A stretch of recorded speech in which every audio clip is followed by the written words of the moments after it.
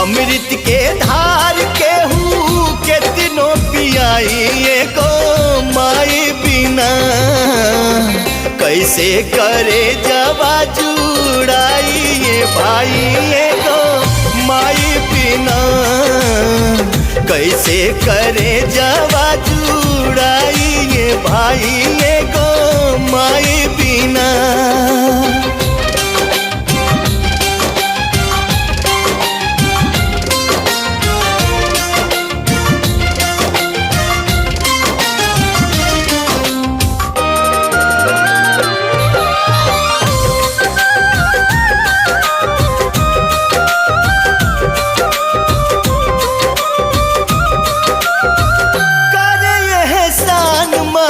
दुनिया देखावेली बोले बतियावे औरी चले भी सिखावेली।